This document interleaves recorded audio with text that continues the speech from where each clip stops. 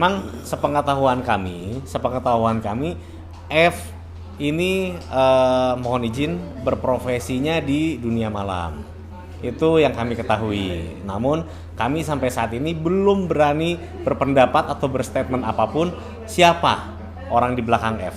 Gitu loh ya. Sekali lagi saat ini kami belum berani berstatement siapa orang di belakang F. Namun kalau ditanya tentang latar belakang siapa F ini, pekerjaannya apa, kami sudah dapat bahan keterangan bahwa F ini bekerja di karaoke A dan karaoke B. Kami tidak bisa sebut nama karaoke-nya. Gitu. Maaf nih Bang, Abang kan udah bisa gitu. Iya. Siapa di belakangnya masih dipertanyakan. Berarti emang sebenarnya ada ya Bang? Saya juga tidak bisa menyimpulkan ya ada atau tidaknya, atau memang benar-benar pihak kepolisian saat ini belum lengkap bahan keterangannya, baik pemeriksaan saksi-saksi ya, dan alat-alat bukti yang diperiksa mungkin juga belum lengkap, sehingga untuk sementara ini penerapan pasal yang diterapkan mungkin pasal 221 ya. Ini sekali lagi ini masih sangat terbuka lebar kok. Ini kita masih ranah penyidikan, belum ke tahap 2, belum P21 berkasnya. Artinya di ranah penyidikan ini masih sangat memungkinkan untuk pengembangan tersangka, masih sangat memungkinkan untuk pengembangan alat bukti, masih sangat memungkinkan untuk pengembangan pasal-pasal yang lainnya yang akan diterapkan kepada tersangka yang lainnya. Jadi ntar ada penambahan pasal bisa kemungkinan berdasarkan hasil gelar dan pengumpulan juga alat-alat bukti yang dikumpulkan oleh pihak kepolisian. Gitu. Bang, di sini kan menariknya bahwa ada namanya handphone korban yang sampai saat ini bahkan keluarga sendiri belum menerima handphone tersebut. Apakah ini nantinya akan dipertanyakan dalam pemeriksaan kepolisian? Karena kan handphone ini harusnya sudah di tangan keluarga dong. Apa nanti bakal ditanyakan juga masukan bukti juga, ini akhirnya diperiksa juga nantinya si tersangka ini untuk mungkin penghilangan barang bukti atau bagaimana nih Bang? Ya, jadi mengenai handphone yang saat ini ada dipegang di tersangka F ya, itu memang kami mendapat kabar dari korban bahwa HP itu masih aktif dan masih live di TikTok ya. Jadi kemungkinan besok kami akan bertemu dengan penyidik dari Polrestabes Bandung, bahwa kami meminta kepada penyidik ya untuk mengembangkan atau menyita handphone yang saat ini berada di tersangka F. Namun ini perlu kita harus hati-hati juga. Karena apa? Karena di sini kalau kita banyak berbicara mengenai handphone ini, dari keterangan si F ini ya mengatakan bahwa handphonenya tidak ada. Tidak. Nah ini saya harus berhati-hati, kita harus bekerja sama dengan penyidik agar HP ini bisa disita oleh penyidik gitulah. Gitu, Pak. Berarti memang ini prosesnya masih sangat alot untuk membuat handphone tersebut menjadi barang bukti ataupun diterima oleh keluarga. Saya rasa ini merupakan kewenangan penyidik ya untuk HP ini, tapi saya akan berusaha supaya penyidik bisa mengembangkan kasus ini dengan menyita handphone milik dari korban. Untuk saksi Bang, pengen banget Abang dari pihak keluarga itu pengen ada saksi yang dipisah gitu terus ya Bang. Betul. Jadi pihak keluarga meminta agar kita transparan ya. Karena keluarga ini memohon seadil-adilnya agar tersangka ini dijerat dengan hukuman yang setimpal. Ya.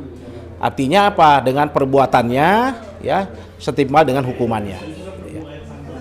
Bang, perihal saksi tadi diomongkan, apakah saksi ini bersedia Bang untuk nantinya menjadikan, ini kan baru keterangan menjadi saksi, tapi apakah orang tersebut berkenan untuk menjadi saksi? Karena kan biasanya kalau saksi ini kan agak berat ya, kadang suka nggak mau terlibat begitu dalam setiap kasus ya. Yeah. Nah, Abang ini gimana sih Bang dalam kasus ini? Oke.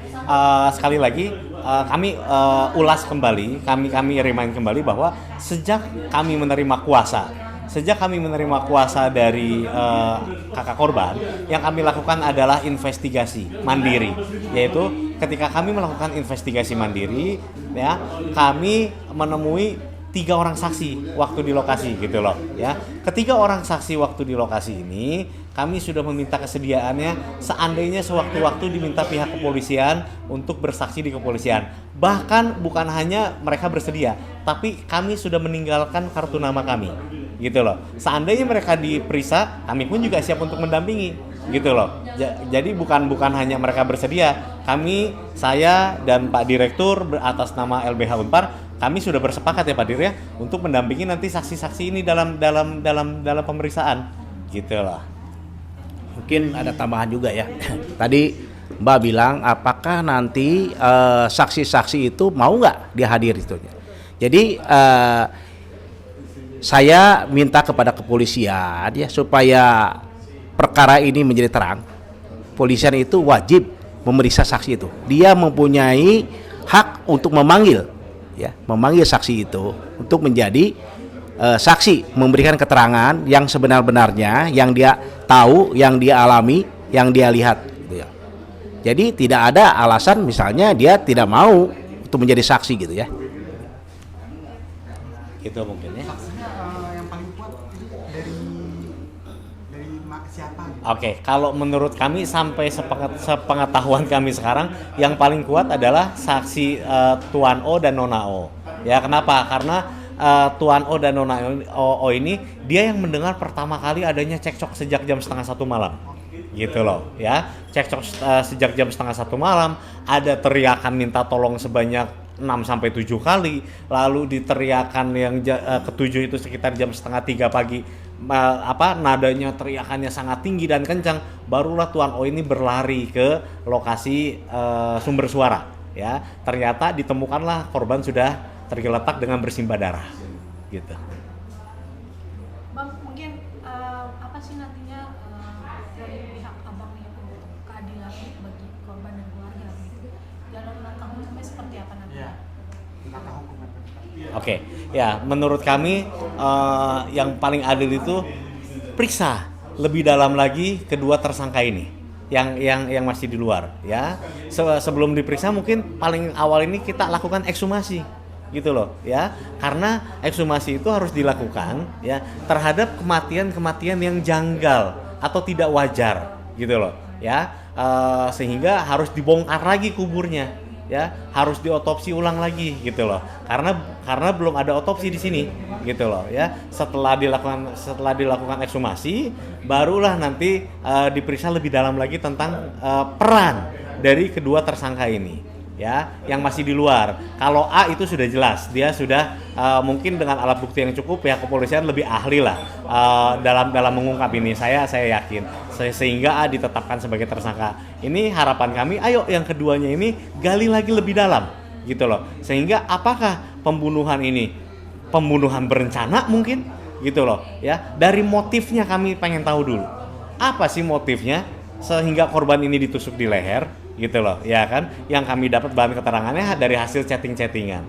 Bagaimana seorang yang dalam satu ruangan duduk bersama berempat dalam ruangan yang sekecil itu ya kan, kenapa dia ketika ada hasil chattingan dia tidak tunjukkan saja langsung, tapi dia mentransmisikan, dia screenshot dan dia kirim. Si F ini kirim hasil percakapan F dan Dibo ya, yang menjelek-jelekan tersangka sekarang, tersangka A. Apa maksudnya F ini mengirimkan itu? Kita harus bicara mengenai mens rea lagi-lagi atau motif lah, kita bicara bahasa awamnya, gitu loh. Gitu ya. Siap. Oke, Bang. Oke. Ya. Ya. Makasih. Kasih.